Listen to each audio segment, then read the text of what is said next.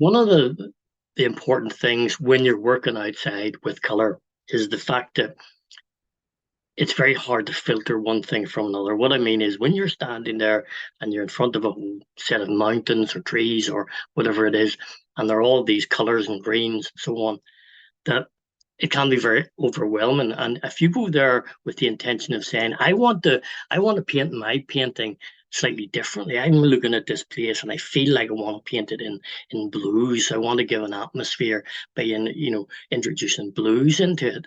In other words, changing the colors that I see. Then that's quite difficult because we're blinded by what we see. Especially if it's a very brightly colored place.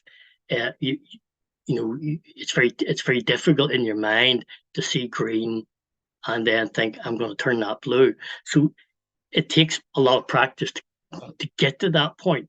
But the way you get to it, I feel, is to hang on to the one thing, which is tone, values. So in other words, no matter what you do with the colors on your palette and how you mix them and what colors you choose to put on, try to hang on to the relationship of the values, the darknesses. So if you can get that still correct, the relationship of those, then your painting will make much more sense. So in other words, I'm going to bring up a little painting. I'm going to try something here, which I hope will work, but we'll see. But here is a picture of taken down at the Lagan. There you can see that, and it's very straightforward. Lots of greens. Okay, and we can talk all day about what greens they are and whether they're bluish greens or yellowish greens, whatever. But if we strip that away, filter all that out, and simply say, what's the darkest bit of this picture? Well, we could say that this big tree trunk on the left is the darkest, and indeed the other tree trunks are the darkest areas. Look at the area beside the tree trunk, which has got the reflection in it. It's obviously lighter than the tree trunk. And then if we go down to the reflection of the sky, it's lighter again. And we can go all around the picture looking at the values, one in relation to the other. Is the tree darker or lighter than the thing beside it? Is the reflection darker or lighter than the other thing that's to the left of it or above it? So we're not talking about color at all. And that's important. And don't be afraid if you really feel you're doing this outside and you want to use your camera, take a photograph and then turn the photograph into black and white if that helps. I think there's no problem with that. You might also choose to make little drawings, monochromatic drawings with a pencil, so you only have black and white and so on. And once you get familiar with where the tones are, you can then start to maybe let go a little bit more with the creativity of color. Now, this is where I'm going to try something here, just to sort of show you what I mean. I'm going to take this menu here, color temperature, and I'm going to move it up and down. So let's say I want a much warmer picture. In other words, even though this is what I see in front of me, I want to mix warmer colors on my palette. Well, if I do that, and if I slide this up and down, so in other words, pardon me, if I go, and you can see that going to a different hue altogether, it's going to a warmer, rusty sort of color. Okay, say I choose that's what I would like to do. Well, when you look at this, what you will see is that the dark is still the dark, the next brightest is still the next brightest, the brighter, and so on.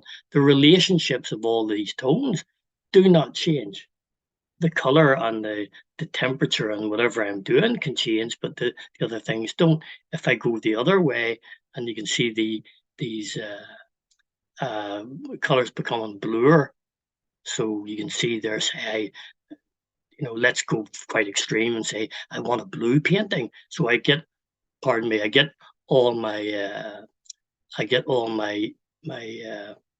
paints out and make a bluer painting. So I have, say, this sort of idea, this very cold thing going on. Again, it doesn't matter because the values are the same in relation to each other. So if you're changing color, that is what you can do. Now, if I go back to the original and let's think, okay, what if I want to change the contrast of the thing? In other words, I don't want things to be as high contrast. So if we were to take, let's say, yeah, exposure, let's say there.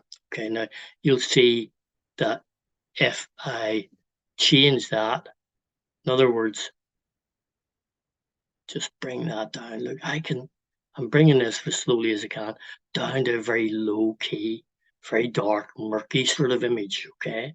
So in other words, you could mix up lots of paints and they're all darker. So you say, right, I'm going to do a set of paints which are dark. I'm not going to allow myself to go to a certain brightness. That's the limit.